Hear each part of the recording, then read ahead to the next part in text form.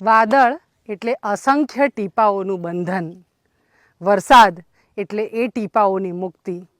આમ તો થોડું ફિલોસોફિકલી કહીએ તો બંધન કોઈને ગમે નહીં, મુક્તિ બધાને વહાલી. પણ એ વરસાદરૂપી ટીપાઓ જ્યારે મુક્ત થઈ જાય છે ત્યારે એને બહુ જ ગમતું હશે, પણ પછી પરોપકાર માટે અમે અમારી સુખાકારી માટે, સમગ્ર જીવસૃષ્ટિની સુખાકારી માટે એ ટીપાઓને પાછું તળાવરૂપી બંધન આપીએ અને એમાં એ પાછું ગોઠવાઈ જાય. આખી પ્રકૃતિ જે છે ને, માણસ સિવાય સમગ્ર પ્રકૃતિ એ પરોપકારની વૃત્તિવાળી, એ બીજાને આપવા માટે પોતાની જાતને ઘસી નાખે. એટલે ક્યાંક માફી સાથે એ ટીપાને આ બંધન આપવાનું આપણે કરતા હોઈએ.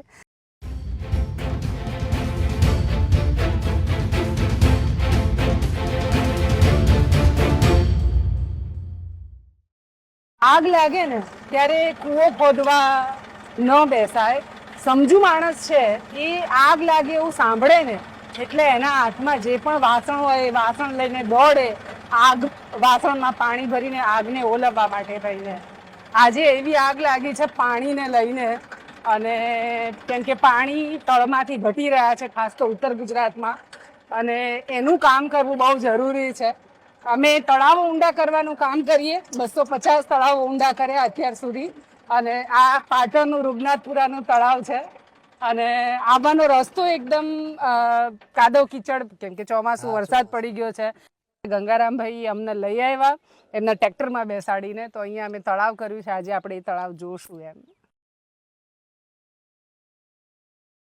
વરસાદની આ સિઝન છે અને આ વખતે મેઘરાજાએ બરાબર મહેર કરી છે. ક્યાંક કુદરતનો પ્રકોપ પણ વરસ્યો છે એટલે અતિવૃષ્ટિ થઈ છે અને નુકસાન પણ બહુ બધું થયું છે. પણ ગુજરાતમાં ખમૈયા કરતો પણ ઉત્તર ગુજરાતમાં વરસાદ સારો પડ્યો છે એટલે અમારા તળાવો સરસ મજાના ભરાયા છે.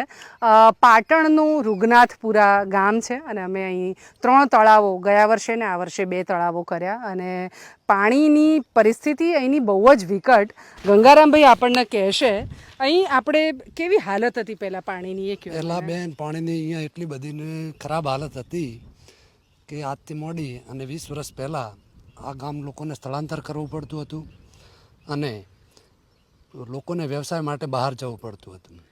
આમ બોર એ વખતે બોર હતા ખરા, પણ બહુ ઓછા. બરાબર છે. અને હતા એ તમે મને કીધું એ પ્રમાણે કેટલા ફૂટે ચાલે? 1000 ને 1200 ફૂટે. બાપરે. પછી વચ્ચે આપણે ખારું કેટલા ફૂટે આવી જાય આખું પડ? પડ આપણું ખારું 100 ફૂટથી નીચેના ભાગે જઈએ એટલે ખારાશ વાળું પાણી આવી જાય. એટલે આમ ઉપલો 100 ફૂટનો ભાગ જો મીઠા પાણીથી ભરેલો રહે તો ખેતી થઈ શકે. તો ખેતી થઈ શકે અને પશુપાલન પણ થઈ શકે. પણ એ નહોતું એટલે સ્થળાંતર કરવું પડતું. બરાબર છે. પછી આ તળાવો ને એ બધા કરવાથી ફાયદો શું થયો એ કહો? તળાવો ઊંડા કરવાથી બેન, તમારી VSSM સંસ્થાનો તો મેં તો આભાર માનું છું કે બેન આ તળાવ ઊંડા કરવાથી પહેલાં તો એક ખેડૂતને એક નાનું એવું મશીન મૂકીને પણ પોતે ખેતી કરી શકે છે. બરાબર છે. પોતે પશુપાલન રાખી શકે છે. બરાબર છે.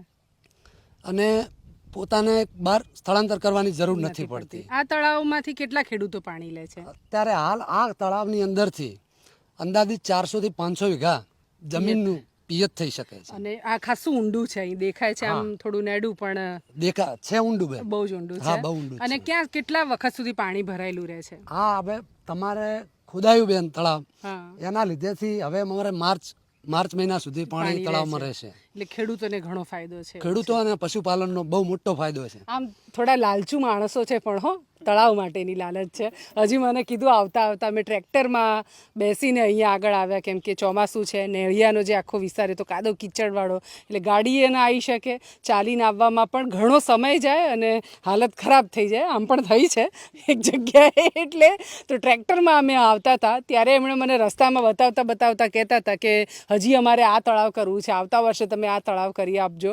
એટલે મજા પડે. આ ગામની ભૂખ, તળાવ ભૂખ્યું ગામ હું કનૈને કહેતી હોઉં કહું છું હિંમતનગર પાસે, એવું મને રૂગનાથપુરા પણ લાગ્યું. અને આ ભૂખ બહુ સારી છે. અહીંના સરપંચ જે છે એ અત્યારે ભુજ છે એ નથી, પણ એમના પિતા છે હરજીવન કાકા. આવો ને. અને તમે હમણાં બધી વાતો કરીએ, મને કહો તળાવોના સંદર્ભમાં તમને કેવી લાગણી થઈ? અમારે લાગણી એટલી છે ને કે તળાવ માટે અમારા આખા ગુજરાત લેવલે કે હરિત તાલુકા લેવલે તમે સર્જનહાર છો અમારા, અરે બાપ રે. બરોબર છો, પશુના પાલનહાર છો, આ તળાવ એટલે તમારી દયા છે અમારા ઉપર ખૂબ. બરાબર. અને અમારું છોકરા બાળ બચ્ચા ઢોર પશુ પંખી બધા પીએ અને અમારા જીવનદાન ખૂબ થાય એમ. બરાબર ખેતી છે. માટે બહુ લાયક છે. એટલે આમ તળાવ ખોદાતું જોઈને તમને બહુ જ હરખ ખરેખર આ તમે આવ્યા તો મને આનંદ ના હોઈ જાય છે. બરાબર છે. કાકા આખું તળાવ ખોદાયું, હરેશભાઈ એ વખતે આખો વખત હાજર, અમારા કાર્યકર છે હરેશભાઈ, હાજર દિવસ કામ ચાલ્યું એટલે દિવસ હાજર ને હાજર. બરાબર છે. ખાવા પીવાની પૂરી સગવડ કરીને આપે. એટલે આટલી બધી મમતા. પહેલા તળાવો ગળાતા હશે ને આપણા ત્યાં? પેલા ગળાતા હતા પણ જો શું ચોકડી કોદાળી હાથમજૂરી ખોદતા. એટલે એમાં એટલું બધું પાણી ના, એ નહીં સમાવાનું ન થાય. થાય. એ 12 મહિને પાણી થતું. બરાબર છે. એટલે જેસીબી થી આપણે કરીએ હા, તો એ જ વધારે. આ તો બહુ ઊંડું થાય છે અને પાણી પણ ખૂબ સંગ્રહ હાલે છે. બરાબર છે. નવા જૂનું પાણી ભેગું થઈ જાય. બરાબર છે. ચોમાસાનું પાણી ભેગું થઈ જાય હા. અને આ પાણી વધતા પડ્યું રહે છે. એટલે પડ્યું રહે છે. એટલે બે આખું સાબદું ભરેલું રહે એવી સાબદું રીતે. ભરેલું. વાહ. 12 મહિના પૂરું પાણી મળે. મને એમ છે કે હજી આવી જ સ્થિતિ રહી એટલે તળાવમાં આપણે હજી વધારે ઊંડા ગળાઈ શક્યા, ગામ લોકો જાગૃત થાય, તો તમે કૂવાથી ખેતી કરતા થઈ જશો એવું નહીં લાગતું તમને? હે ને? કેમ કે 100 ફૂટ પાણી એટલે તો આમ તો એટલે એટલું તળ ખાલી. અત્યારે કેટલા ઉપર આવ્યું પાણીનું તળાવ? અત્યારે હાલ આપણે છે ને 60 ફૂટે બેન મળે કમ્પ્લીટ છે. 60 ફૂટે પાણી મળે છે. તો બહુ જ સારું કહેવાય. હજી પછી તળ ઊંચા આવશે જેમ આ ભરી રહેશે ને હા. ભૂગોળ, એમ તળ ઊંચા આવી જશે. બરાબર છે. પછી 30-32 ફૂટે પાણી થઈ જાય. મળે એટલે પછી કૂવાથી આપણે તમે કોસથી ખેતી કરેલી વર્ષો પહેલા? હવે ખૂબ કરેલી અમે તો હે ને? થઈ જાય, ખૂબ. ત્યારે તો એ જ આધાર હતો. રાત દિવસ હાંકતા કોને ભજીયા બે બેલ હોય કરીને હા. આમ એ પરિસ્થિતિ ઉપર પાછું આવી જશે. તો તળાવો ગાળવાથી અને પછી મેઘરાજા એની પર મહેરબાન થાય તો કેવું સરસ પરિણામ મળે. રૂગનાથપુરામાં જોઈએ તો આપણને દેખાય. આખા ગામના તમામ લોકો રાજી? રાજી બહુ રાજી, બહુ જ રાજી બહુ જ બધા. રાજી, બહુ. ચલો સરસ. એમ તો આવું સરસ કામ કરીએ છીએ. અમને ઇન્ટરગોલ્ડ રોઝી બ્લુ કંપની છે, રશેલભાઈ, એમણે આ કામ માટે સપોર્ટ કર્યો. અને બીજું એક તળાવ ગાળવા માટે સ્ટાર કેમિકલના સંજયભાઈ શાહ એમણે મદદ કરી. આ બધા પ્રિયજનો એવા છે, હું કહેતી હોઉં છું કાકા, કે જેમણે આપણને તળાવ ખોદવા મદદ કરીને એ તો આપણા કોઈ દિવસ જોવાય ન થવાના, ના લોટો પાણી લેવા આવવાના, પણ તળાવ ગળાવવું એ તમે મને શું કીધું, બહુ મોટો ધર્મ અને શું પુણ્યનું ગીત. પશુપાલન જીવતદાન ના લો એમ. બિલકુલ.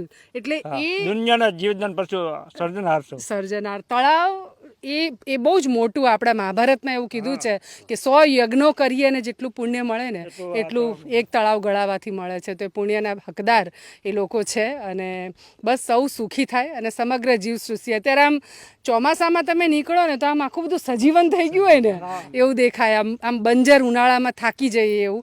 અત્યારે લીલોતરી એટલે પાણી છે ને એ પારસમણી જેવું છે. એ આમ ધરતીને અડે છે ને એટલે ધરતી જીવતી થઈ જાય છે. તો તળાવો ગળાવીએ. આ સિઝન તો પૂરી થઈ. આવતા વર્ષે આપણે જાન્યુઆરી ફેબ્રુઆરીમાંથી ફરી શરૂ કરીશું. ત્યારે મહત્તમ તળાવો આપણે ગળાવીએ જે પાણી રોકે અને ખેતી વધારે થાય તો લોકોને શહેર તરફ સ્થળાંતર પણ ન કરવું પડે. પશુપાલન અને ખેતી થકી આપણો દેશ ઉજળો છે. અને એવું કહું છું કે શહેરમાં જો બધા ભરાઈ જશું તો ખાશું શું? ઘઉં તો ત્યાં કેવી રીતે પાકવાના?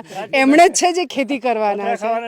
બિલકુલ. એટલે ખેતી થાય ઉત્તમ એ માટે પણ, અને આપણી ગ્રામ્ય સંસ્કૃતિ પણ સરસ મજાની જીવંત રહે એ માટે પણ આપણે તળાવો ગળાવીએ. Thank you. ગ્રામજનોનો પણ એટલો જ આભાર અને રશેલભાઈ, સંજયભાઈ બંનેનો ખૂબ ખૂબ આભાર. Thank you.